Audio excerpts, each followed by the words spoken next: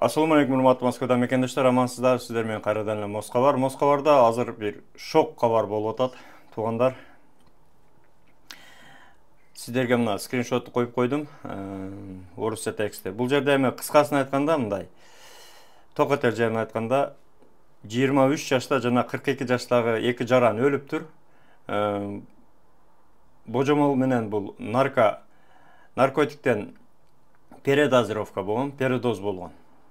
Анан эң өкүнүчтүүсү бирөө Кыргызстандын жараны, бирөө Өзбекстандын жараны экен. Андан дагы өкүнүчтүүсү туугандар, экөө тең гейлер экен туугандар. Эми мусулман балдарда мындай, мусулманда мындай нерсе болот деп эки уктаса түшүгө кирбей турган нерсе да булчу. Туугандар өтө өкүнүчтүү. Орозонун ыйык күнүндө ушундай шермендечиликтен Аллахым өзү сактасын. Негизи эле мына бөтөн жерде жүргөндө туугандар, бизде эле балдарыбыз эмне кылып атат, досторубуз эмне кылып атат, тууган урубуз кандай болуп атат, анча-мынча орозодо кабар алып турайлы, ден соолугун сурап турайлы. Андан сырткары орозо деле эмес, негизи эле тууганчылыкты үзбөстөн бири-бирибизге мындай кабарлашып, жөн жайын сурап турган өтө жакшы. Айрыкча жаштар арасында. Өзүңүздөр билесиздер, мына жумуш издеп, жеңил акча издеп, наркотиктен именно ошол статьялар менен көп жылдарга камалгандар көбөйүп атат. Өзүңүздөр угуп атасыздар жаңылыктардан. Андан сырткары бардыңыздар Telegram каналдарда барсыздар. Ар экинчи объявление ошол. Жеңил тамак, көп акча, бүт азгыргандар ошондой.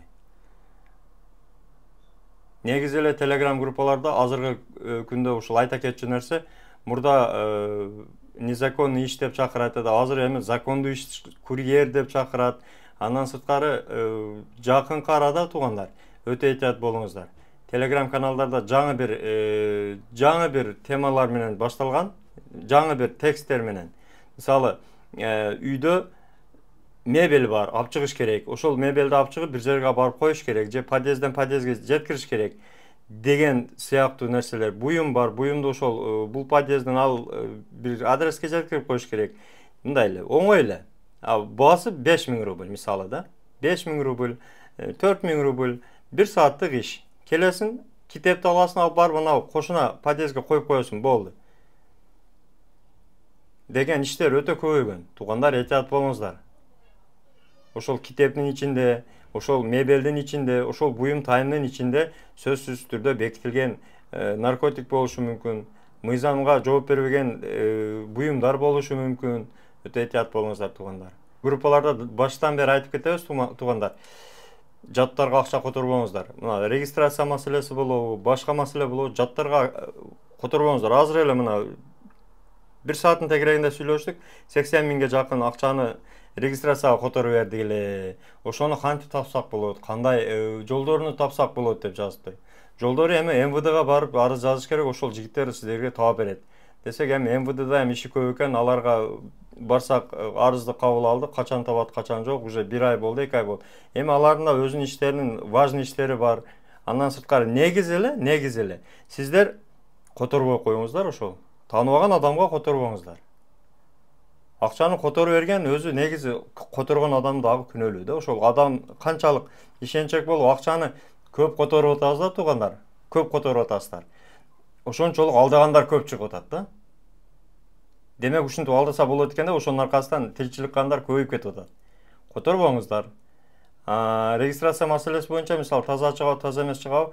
Эгерде регистрациянын 3 айлык, 9 айлык МТШдеги регистрация боюнча өткөндөгү номерлерге кайрылсаңыздар болот. Толугу менен март ичиндеги тапшырылгандар толугу менен алынган. Базада бар. Бардыгы жакшы. Андыктан ишеничтүү булактарга, ишеничтүү адамдарга, тааныштарга, тууган урук мындай жакшы тааныган адамдарыңыз менен иш кылсаңыздар өтө жакшы. Бетаныштарга акча которбоңуздар. Бөтөн жерде аман болуңуздар туугандар, өзүңүздөргө сак болуңуздар, документке так болуңуздар. Чек ара маселеси боюнча Мухиддин Таксырга кайрылыңыздар. Без посредник чек арага чейин жеткизип, ошол өзү алып барып, өзү алып келет. Кудай буйрса бардык жолдо жардам берип, бардык иштерине жооп беребиз деп сөз беришкен. Андыктан кайрыла бересиздер. Урматтуу Москва шаарындагы мекендештер, эгерде сиз чек арага кирди чыктыга муктаж болсоңуз же документиңиздин мөөнөтү бүтүп жатса, анда биздин кызматтан пайдалансаңыздар болот. Ар күнү өтө ыңгайлуу, заман талабына жооп берген заманбап автоунаалар Москвадан Казакстандын чек арасына каттоодо. Ортомчусуз кара тизмеден текшерип, бир гана ыңгайлуу автоунаа менен сиздин документ маселесине жардам беришет. Байланыш номерлерибиз 8 926 213 00 +7 965 402 93 Muhiddin.